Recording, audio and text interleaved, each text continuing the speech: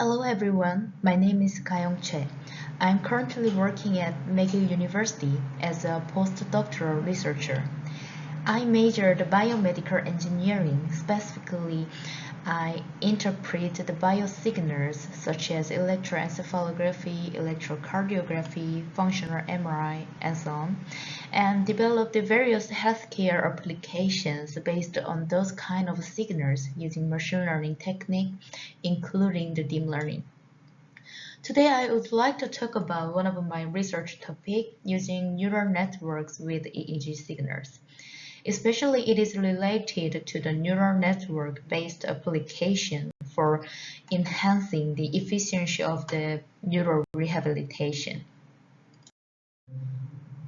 First of all, to help you understand the research background, I will briefly introduce the importance and approach of neural rehabilitation.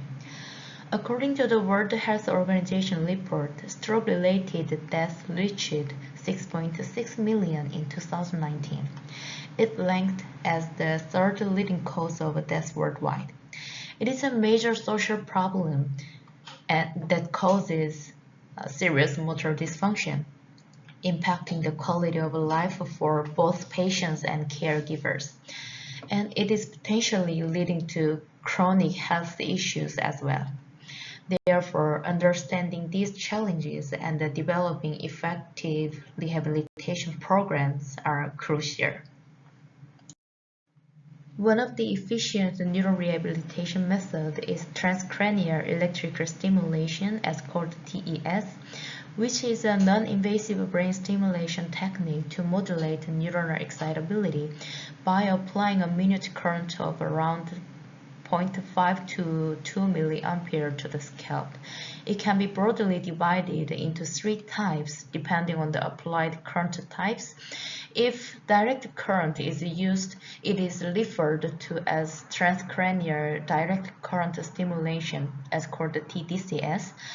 If alternating current is used, it is known as TACS, and TRNS is used as random noise current. TES-based neural rehabilitation is known to be effective in improving motor function following a stroke, particularly in enhancing the hand movement skills. The standard TES typically consists of a single anode and cathode electrode. To enhance hand motor function, the anode electrode is positioned on the primary motor cortex, as called M1, in the contralateral hemisphere of the paralyzed hand. Then the cathode electrode is positioned either on the ipsilateral M1 site or the supraorbital region of the same hand. In more detail, based on many previous studies, the TES electrodes are commonly placed at the C3 or C4 location based on the International 1020 system, or placed at the individual motor hotspot as shown in this table. Let's take a closer look at each case one by one. First, the position of C3, C4 typically refers to the electrodes located anatomically near the primary motor cortex. Theoretically, it can be matched with hand knob location, which is anatomically governing the hand movements. By the way, the motor hotspot refers to the specific motor area which is functionally governing the hand movements. It is typically located anteriorly, posteriorly related to hand knob area, and its location varies among individuals. Moreover, the recent study based on transcranial magnetic stimulation have demonstrated the importance of precisely stimulating to the individual motor hotspot than targeting the hand knob area. To find the motor hotspot, as shown in this figure, a device called TMS is used to apply a single pulse to the scalp to evoke the components of a motor evoked potential. To observe the MEP, a separate EMG sensor must be attached to the target muscle For example, the first dorsal interosseous FDI muscle is commonly targeted when assessing the hand motor function. Then the technician tests several points on the scalp within the primary motor cortex and finally define the motor hotspot site where the MEP is most prominent. However, as I explained above, the conventional TMS-based hotspot identification method involves a considerably complex process and also required an empirical judgment of experts to determine the hotspot location based on the evoked MEPs. In addition, as you can see, the TMS equipment is quite bulky and expensive. So to do this, the patients with limited mobility have to visit the hospital frequently to take their treatment program. This issue can be a factor that diminishes the compliance and effectiveness of the treatment. Therefore, considering that the TES and EEG integrated equipment has already been commercialized, our research team has proposed the neural network approach to automatically identify individual motor hotspot using the EEG data that can be measured relatively simply without requiring expertise. At first, we investigated the possibility of EEG-based individual motor hotspot identification using artificial neural network model. This feasibility study was conducted on 30 healthy subjects. Before conducting the EEG measurement, we identified the motor hotspots in both hands for each subject by analyzing the TMS-induced MEP of the FDI muscle. We used the single-pulse TMS on the contralateral motor cortex to find the individual motor hotspot. To record the location of the motor hotspots, we used a digitizer to mark the 3D coordinate based on the vertex. In other words, the location of the CZ in terms of the International 1020 system. The coordinates served as the ground truth for comparing with the estimates obtained through our EEG-based approach. For EEG recording, 63 EEG electrodes were placed on the scalp according to the International 1020 system to measure EEG data. And EEG data were measured at a sampling rate of 10,000 Hz. The subject performed a simple finger tapping task to collect movement-related EEG data.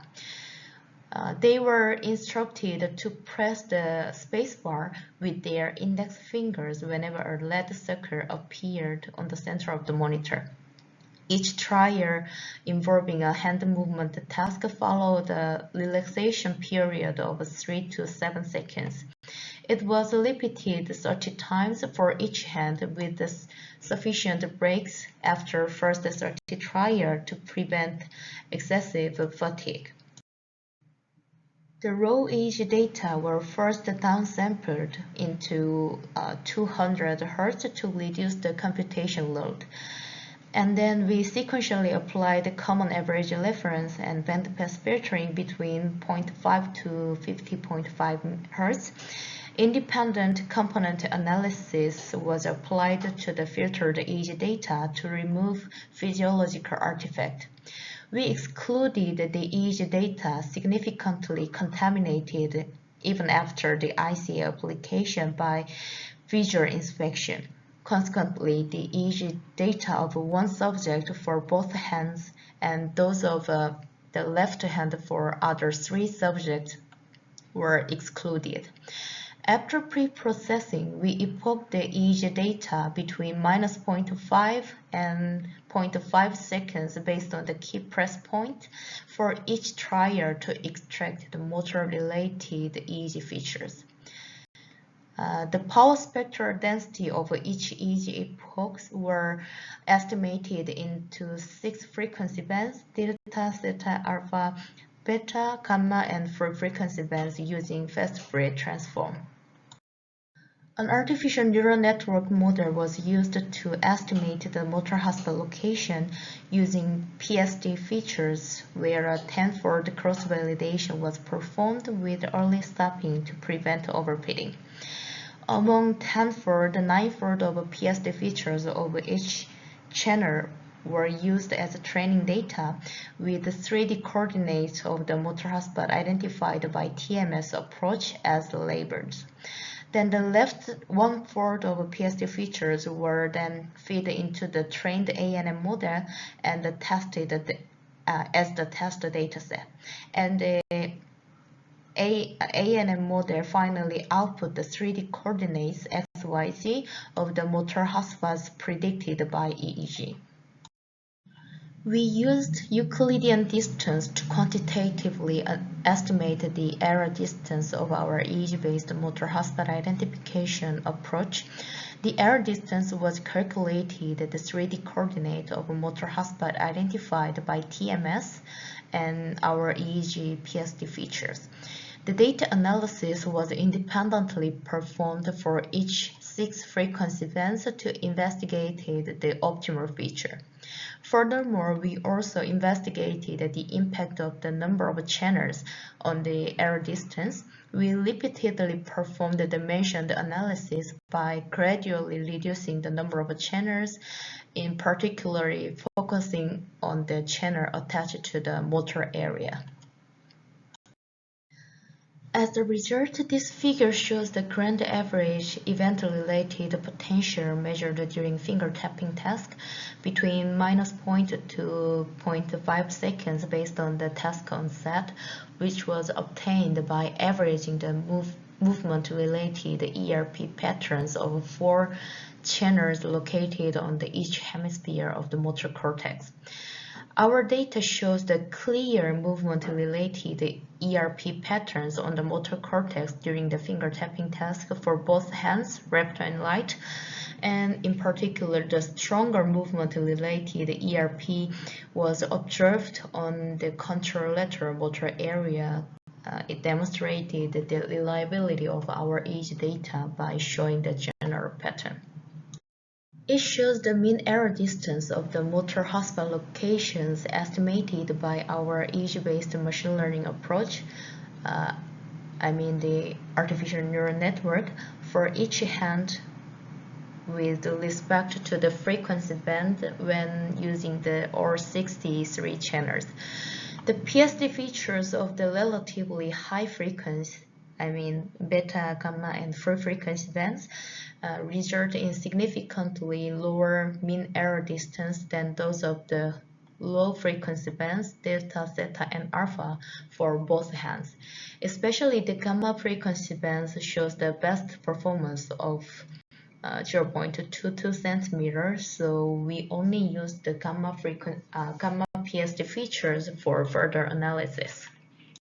It presents the mean error distance of the motor hotspot locations estimated by our EEG-based approach with respect to the number of channels. In general, the mean error distance increases monotonically and significantly as the number of channels decreases, but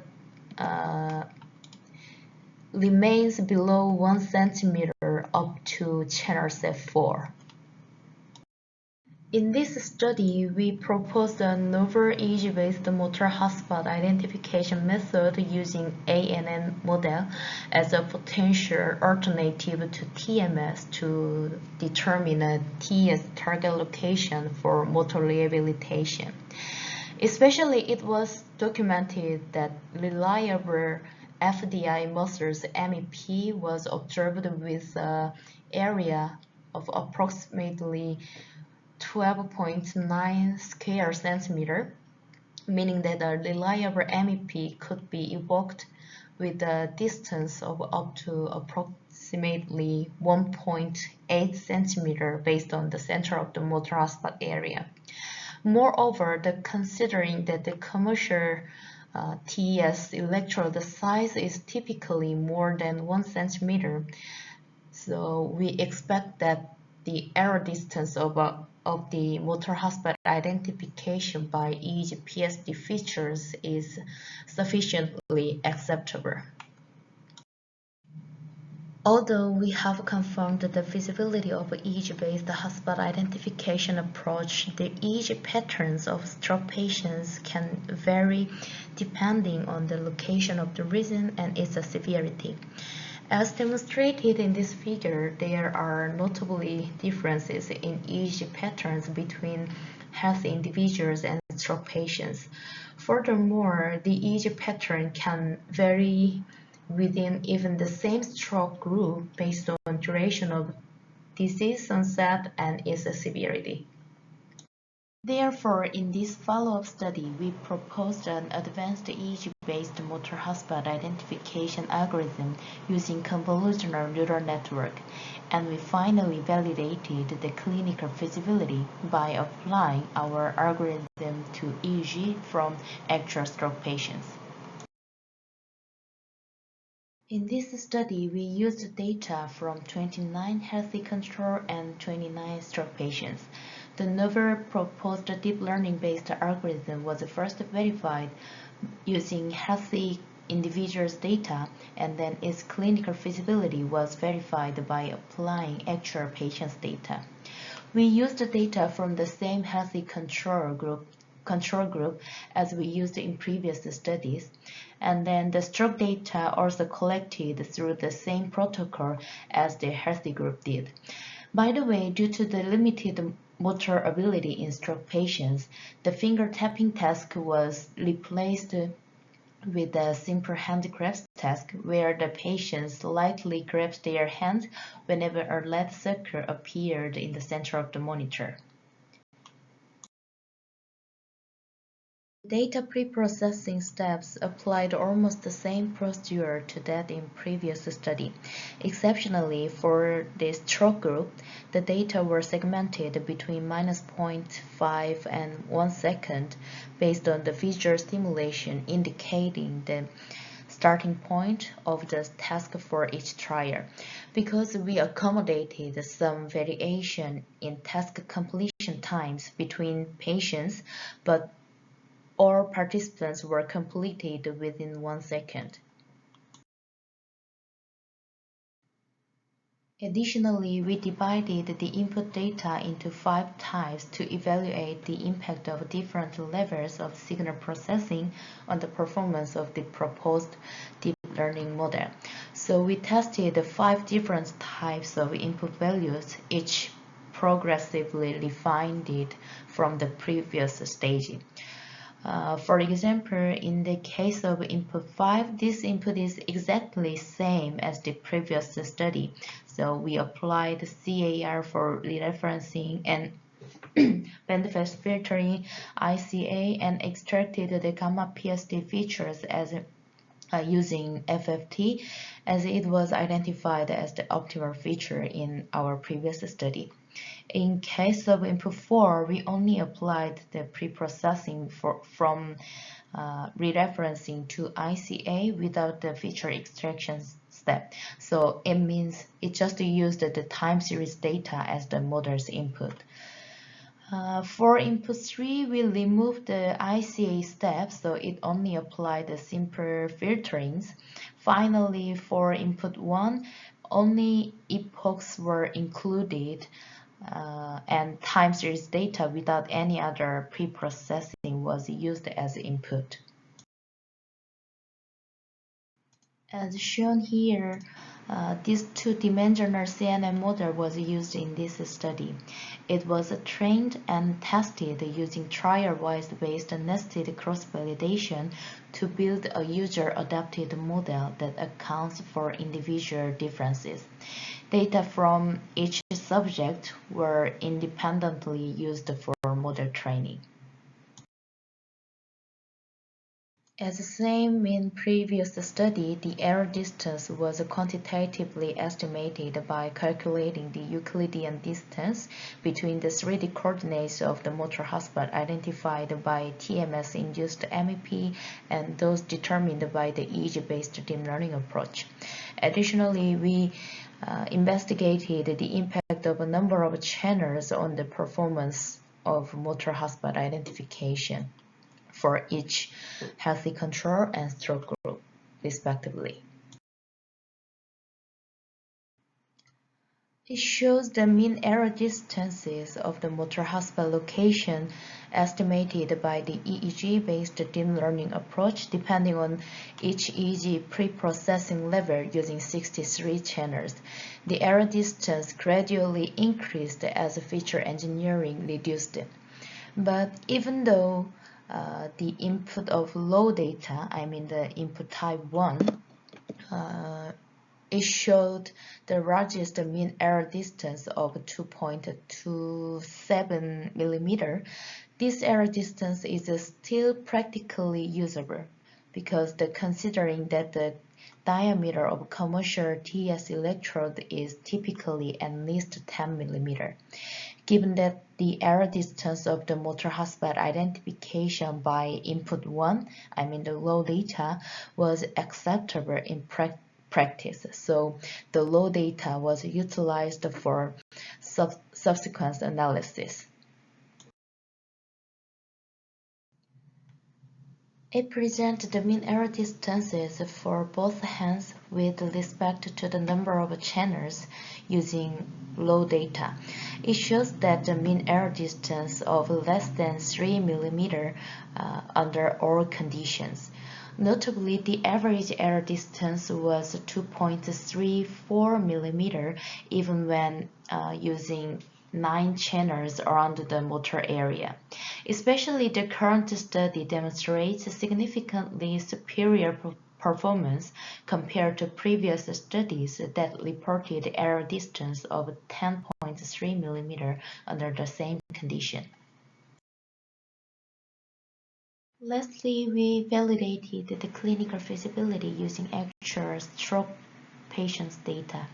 As I mentioned before, our dataset also observed the different neurological patterns in the EEGs of stroke patients compared to the healthy individuals. Despite it shows the different neurological patterns, all channels that showed a mean error distance of approximately 2 millimeter. Especially the error distance was only 1.7 millimeter when using only around 5 channels around the motor area, and there are no significant differences according to the number of channels used. So in this study, we proposed an advanced EEG-based motor hotspot identification algorithm using deep learning technique, especially the convolutional neural network, aiming at replacing the conventional motor hotspot identification method that used TMS. Consequently, it demonstrates the substantial improvement in accuracy by approximately 82%. Most importantly, the best mean error distance for stroke patients was 1.7 millimeter, which could be clinically feasible considering that the diameter of a commercial TS electrode is typically at least 10 millimeter. On this slide, this additional result shows the change of mean error distances according to the number of trials based on the 9 channels of low data in healthy control. It showed the robust performance in terms of the number of trials. An acceptable mean error distance was maintained even when the number of trials was reduced by a third. However, the mean error distance linearly increased as the number of trials was reduced, reaching 57 millimeter when using only 5 trials. To effectively utilize our proposed algorithm in clinical settings, using a minimal number of trials is advantageous for training the model, since they are obtained from patients with motor impairments. Therefore, we plan to enhance the robustness of our proposed model in terms of the number of trials in future study. In conclusion, in this study, a novel EEG-based neuronavigation was proposed to automatically identify the individual motor hotspot using machine learning and deep learning approach as an alternative to TMS and demonstrated its feasibility via EEG experiments. And also we verified clinical benefits based on EEG data from real stroke patients.